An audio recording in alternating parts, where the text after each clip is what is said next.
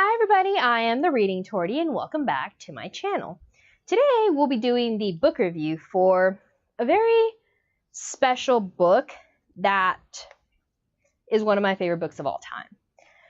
Be warned, it's a little unique, but since me loving horror is nothing new to anybody here, I felt confident in talking about this one. So, the book review for today is Exquisite Corpse by Poppy Z. Brite. So, if anybody knows anything about this book, you'll know that it is extremely graphic, and this review is going to have some pretty graphic material because it is a gay love story between two serial killers that are cannibals, necrophiliacs, and druggies, essentially. But they're also necrophiliacs and cannibals. So if that disturbs you, please click out of this video and go watch another video of mine or someone else's. So, warning. And I think that I'm going to start this review with a quote from Poppy Z. Brite themselves. This book is a necrophilic, cannibalistic, serial killer love story that explores the politics of victimhood and disease. That's exactly it. And it is one of the best love stories I have ever read.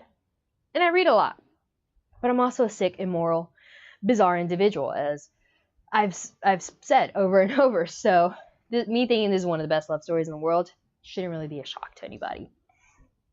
The characters are Andrew Compton, who is based on Dennis Nilsen, and Jay Byrne, who's based on Jeffrey Dahmer. And then there's Tran and Lucas Ransom. And the story follows Andrew Compton as he escapes from the UK since he's caught for being a serial killer and a necrophiliac and all that good jazz. And he escapes to the French Quarter of New Orleans, where he's prowling about, and he encounters Jay. And Jay is a recluse, I guess aristocrat is what you can call.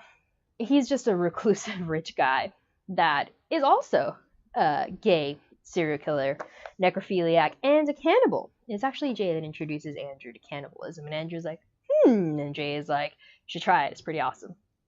And then there's Tran, who is disowned by his very traditional Vietnamese family. And then there's Luke Ransom, who is infected with HIV, I believe. It's not AIDS yet. And he's just angry with the world. And him and Tran are in a relationship. And Jay and Andrew get into this bizarre love affair. And it's just a beautiful, beautiful story. So that's kind of pretty much the synopsis. The characters are complicated. So Andrew, I was fine with at the beginning. But then he met Jay. And I feel like Andrew was the biggest catalyst for the tragic end that I didn't want to happen but knew was coming. And so I had a very complicated emotional relationship with Andrew. And I'm like, why'd you have to go corrupt Jay? Why couldn't you leave Jay alone? Why couldn't you just go with Jay and not want Tran? It's always just a crappy situation. But you know, this is what happens when two serial killers meet, fall in love, and you know, they start terrorizing people, you know, innocent people that don't deserve to die. Granted, nobody deserves to die, but Tran especially didn't deserve to die. And that's what happens. I'm sad. This book, when I finished this book, a little part of my soul died because I had just fallen in love with every single one of these crazy, sick characters. And they were just so beautiful. And there was more cannibalism, dismemberment in this book than I have ever read in my life. And it was so sensual and so beautiful and artistic. It was just lovely the way Poppy Z. Brite described it. The genius behind making everything seem so loving and sensual. And like this was completely natural. Which it really isn't, you know. Not judging, but it's a little bizarre. Just was so riveting and exquisite. And when I was, you know, when Andrew gets caught or when Jay is in trouble, I'm just like, oh, how dare they? I'm like, wait a second, they're serial killers, this isn't good. And then I'd pause And then I think about my moral compass and I'd realize I'm an immoral individual. It's okay. I'm not going out killing people. I just don't want them to get caught because I like them. Because they're not killing me. It's probably why. But anyways, so those are the characters and that's the synopsis. The setting is really the dark underbelly of the French Quarter. And it's really seeing the different outcasts of society during the AIDS crisis and how all of them dealt with it. You got Andrew, who ends up becoming HIV positive, and people don't want to touch him in the prison. And he's like, ooh, they're afraid of me. I'm dying? Oh, this is so cool. And so he's just like turned on because he's like, I'm going to be a corpse. This is so amazing. And I'm just like, oh, you're crazy. Then there's Jay, who's very cautious, secretive, and then he pounces and he becomes this like calculated madman that's like dismembering you in his bathtub and just like eating you raw and stuff. And then there's Tran, who is just the real victim of this entire story, who's just trying to find his way with his abusive relationship with Luke and his confusion with himself and where he belongs now. And not wanting to go back to Luke, but he loves him. And then there's Jay and Tran, who are just their own boat of questions. But it's so beautiful. And this review is not going to be very helpful. This book just killed me, and I loved it. I loved it. So the plot follows Andrew as he's fleeing the UK, Tran's being kicked out, and ending up at Jay's. And tragedy just strikes when Jay and Andrew meet. That's kind of like the pivotal moment before the resolution, sort of. There's no resolution in my opinion. But when Jay and Andrew meet at the bar in New Orleans, the French Quarter, and they touch each other, my soul stopped. And I gasped and I paused. And it was like lightning had struck me, like it had struck them. And I was there and I almost cried. And it was so beautiful. Like my soul just like ached. And it was just amazing. And then when they finally go back together and they're trying to victimize each other and trying to kill each other, and they're just playing this like cat versus cat game because they both thought the other was the mouse. And when they're not, they're like, how far can we go? Where are we? Are we a thing? Can we not be a thing? How okay are you? And what's going to happen now? Because they don't kill each other, obviously. And then they're sleeping with a live body. And that was so poetic to me. This book is pretty poetic in a horrific way. And yeah, it's disturbing. Yeah, it brings a lot of stuff into question. But it's very real. And it has a lot of reality checks throughout the book. So while you're over here and Luke's being crazy and, just being angry and just angry, there's a sudden reality check of, oh, this is real life. Bad stuff happens. And bad stuff's always happening. While the victims are unnamed people usually, they don't even usually know their own names. There are certain moments where the reader, me as the reader anyways, is very grounded. And suddenly, like, I come to a screeching halt. And I'm like, oh, crud, that's extremely, extremely real. And I really like those reality checks because it really made this very extravagant story and extraordinary story very real. And it added that, I guess, that grime to the edge of it, because this world is not real. Jeffrey Dahmer was real, but he didn't start a gay love affair with another serial killer and they started terrorizing the French Quarter. So this has a very safe chaos to it. And the chaos is contained here. But there are certain moments in the book that are so real that it gets dirty with the fact that, oh, this isn't just a contained chaos.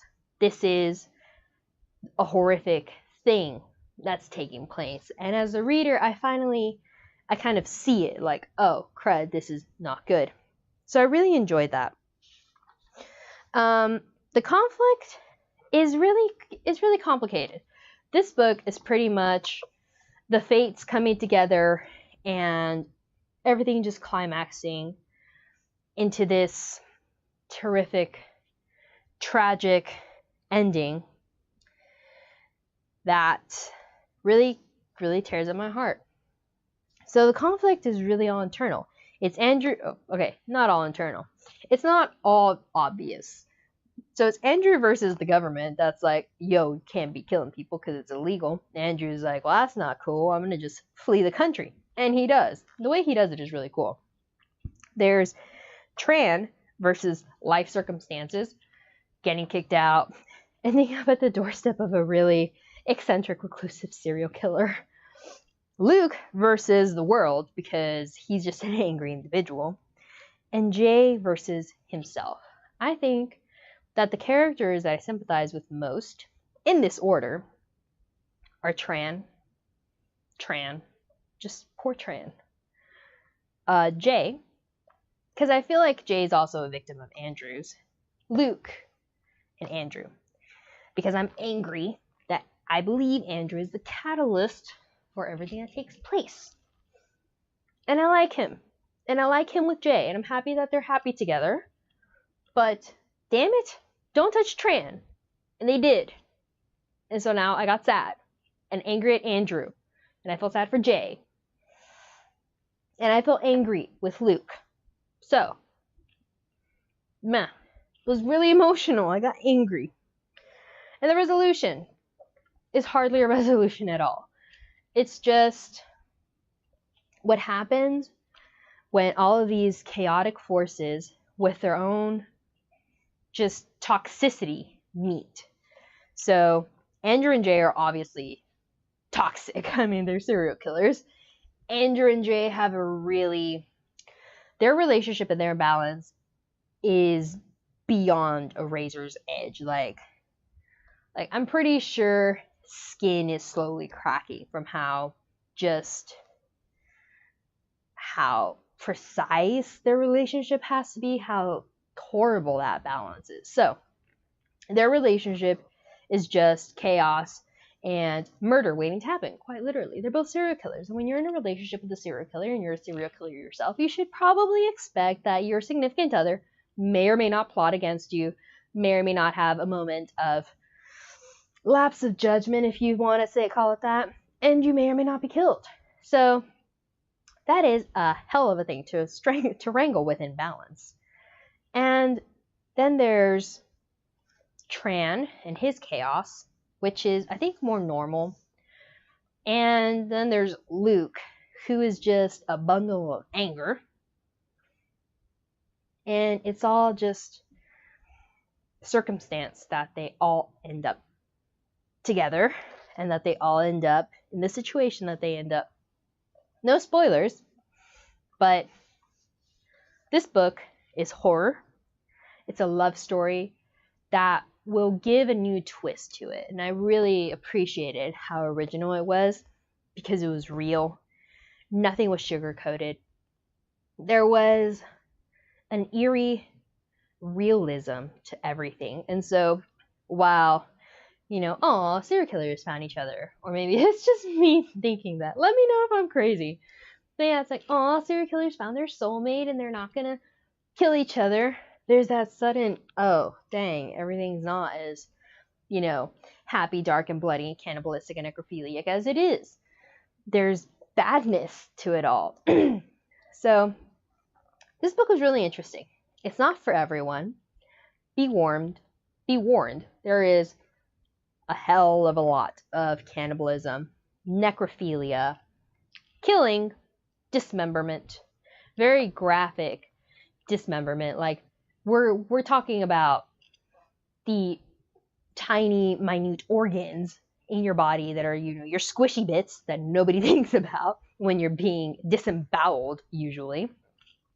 But Poppy Z. Brite does not neglect it. Every single part of our squishy body that may or may not be diseased and sexy and delicious to everybody, but it is to Jeffrey and Andrew, is paid attention to, and it's loved. And the writing loves this world. And the writing is like a romantic hug and a kiss and an embrace, and the story is making love with the characters, and the characters are making love with the story, and it's just a really horrifically sensual and beautiful story that I love. So this is horror with a capital H, but it's horror done so originally and so beautifully. It doesn't have jump scares, it doesn't have demons or anything. This is my favorite type of horror. This is your neighbor that's been creeping on you and like plotting against you to eat you, and you're like, oh hey, come over for dinner, and he's like, sure, and then he's like trying to get into your house somehow later that night. So this is horror the way I love it. And I thought that Jay and Andrew had a beautiful love story. I thought Tran and Luke had a beautiful love story. And I just wish that they could have had their happily ever after, even though Jay and Andrew's happily ever after meant more people being killed. But you know, it is what it is. It's a complicated book. Please let me know what you thought, if you've read it, if you haven't read it. But this is great. And I just loved how beautiful it was. Gay, serial killers, necrophiliacs, cannibals, beautiful stuff, a whole lot of dismemberment, sensual dismemberment. So that's it for this review. I don't quite know if it was really a review, if it was just me like, by the way, this is a great book, but be warned if you're going to read it. So let me know what you guys thought about this book, because it possessed me. I think I have 5 copies of this book because I was just buying books left and right because I needed this book, and I was telling everybody like, I've read the greatest love story ever, and it's about serial killers that are necrophiliacs, cannibals, and they're gay, and it's lovely. And then everybody's just, I get a lot of hmms. And now, funny story, every time I meet a person named Jay, I think about this Jay. And so there was this one particular man named Jay that I had a relatively casual professional relationship with. And I'm like, Jay, I need to tell you something. He says, okay, what's up? So like every time I hear your name, I think about something. And he says, oh, please tell me. And I'm like, so there's a story called Exquisite Corpse. And one of the characters is named Jay. And he is a gay, necrophilic, cannibalistic serial killer. And he just paused. He looks at me and says, well, I've never been told that. That's quite original. And then another one of my coworkers is like, well, that's Tortie for you, knows how to break the ice. So, you know, me putting my foot in my mouth. But I had to tell this Jay, and I probably will tell every Jay for the rest of my life, about this beautiful book. And I'm like, you need to read it. It's beautiful. So, if you're a sick and twisted individual, just like I am, give this a shot. Let me know what you think. If you've already read it, let me know what you think. Let's have a discussion. And let's just talk about our favorite beautiful, painful, disturbing parts. And what was your favorite scene? Because mine was when they meet. And it killed me. It killed me. And I loved it. So, let me know what you guys thought. I would love to have a discussion with anybody that's willing to talk about it. So, that is it for this video. This is actually going to be the last video of 2017 for me. And I will be back in January since I'm like traveling starting next week. So, on that note, have happy holidays and safe travels if you're traveling. And I hope to see you in January. So, be safe and have a good one. Bye.